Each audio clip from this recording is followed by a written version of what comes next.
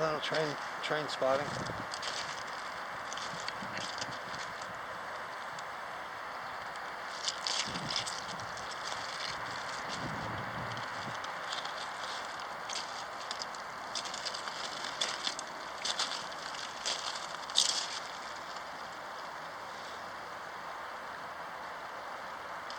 It's a nice little environment. It belongs to the people who live close by here. Well, technically it should belong to the people.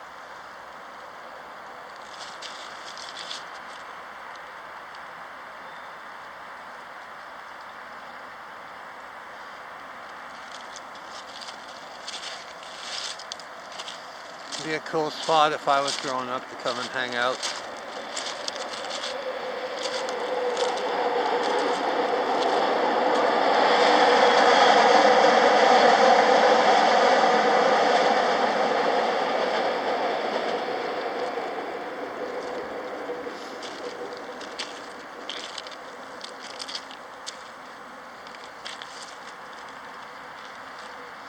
Needs a little cleaning. The cities here aren't really involved in cleaning. Under the referendum part of Canada, this should all be cleaned. People who go around pay to take care of their environment. Their environment, right? But the city officials and others don't see it that way. They say they have other plans and other incentives for development. Even though a place is supposed to be protected, government doesn't go around cleaning it. And that's just too bad. Too bad for now. That's why I want to turn around and switch things around. I want to adapt to a bunch of different European countries' environmental standards. Standards that would protect this environment. Standards where you'd see people here. So a lot of people don't bring their children here because it's not a monitored and protected environment, and it should be. They should have cameras in place so that the activities can be monitored. So while I'm sitting here train fanning, I decided to do a small cleanup. And out of this area, this is what I've recovered.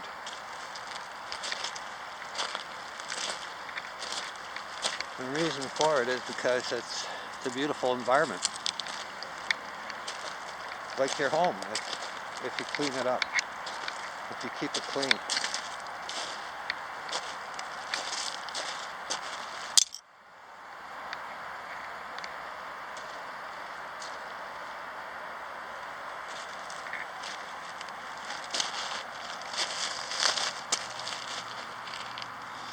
Yeah, it's a big pile of glass in just a small area, so you can imagine what the rest of the environment up the stream is like. And salmon are supposed to swim through here. You're supposed to find trout too as well. And these areas aren't replenished with fry. They're not replenished and they're not kept clean. So that when it's spawning season, salmon can swim through here.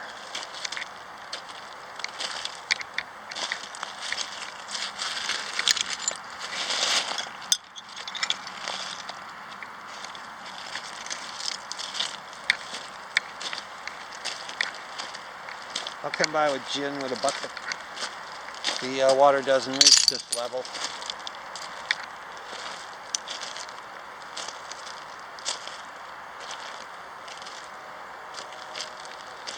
Unless there's a serious amount of rain coming down, and that doesn't happen too often.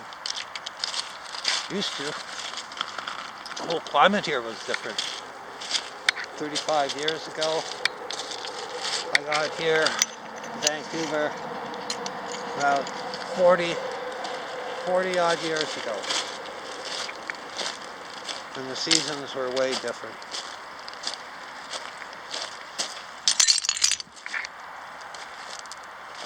Yeah, I got here and they were talking about how the Twin Peaks were losing their glaciers, their tops, and today, well, that's pretty well gone. And so you can see that even though after speaking about it, making the government aware of it, there was no change. You see, change comes with a change in the democracy. And that also comes with change in policies, and they don't do that. Because all this is laid forth by the Queen's democracy. Because that is what it is, the Queen's democracy. And they say we've broken from the Queen. If we have, we'd have a new democracy. We'd have new policies. The privatization of resources would end because it's important to invest in the people. It's important to provide food in case of emergencies. So the government's not based on that. Referendum Party Canada is, because I understand what people need. And there's a lot of European countries that do what I plan on doing. And they're very successful. I understand there's only so many million people there. Over here, there's 30 million people. And over here, it's 10 times bigger than most of those countries. So you got to recover the resources, and you got to make Canadians the owner. You got to give them the profits from those resources so they can have more stable lives. You also got to provide housing. Housing isn't provided to people. A lot of European countries give people housing. You live in a place, when your family grows, you grow out of it, they provide you with a new place and move somebody else into that home. Over here they build for profit, and then they tax. They're based on a taxation system. That's what the Queen's system is all about, taxation. That here they say everything is owned by the Crown and it's in trust to the Crown. Well, obviously the Indigenous people want their land back. Obviously the people here want to have a say in how the land is treated. And so under the Referendum Party of Canada, it's given back to everyone. They are deemed and regarded as many European countries as the owner of that wealth. What they do with it and how much they charge people to extract that wealth from their ground is up to them. And so how much you want to invest, and that's the bottom line. It's about what's best for Canadians and what's best for the people who migrate here. And what's best for them is to be provided with prosperity and with a home.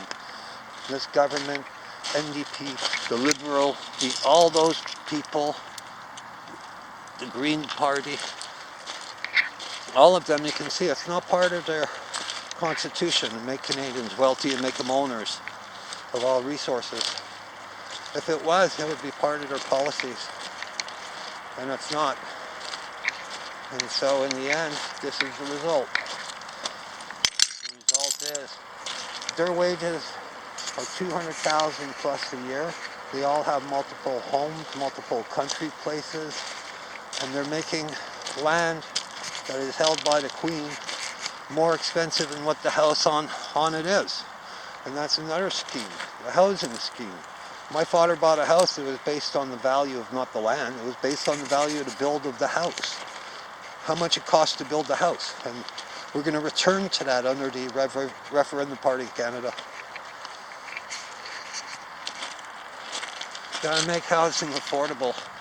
And you got to make housing for Canadians before you place it on the market or you give it to speculators to speculate what the value should be to live somewhere and what the value of the land. In the end, they're all schemes. They're all schemes to generate revenue, and none of that revenue goes to the citizens of Canada. They say they invested in different projects and different things. Well, this is the outcome of their investment. The place is polluted. People have pilfered a ton of wealth out of Canada. Diamonds, gold, platinum. And I believe that a lot of government officials are invested in the pilfering and plundering. It's obvious. When you look at the way they live and you look at how they don't put rent control in, how they don't provide for Canadians. All they do is provide you with more taxes. So there you go. You all make the best of it.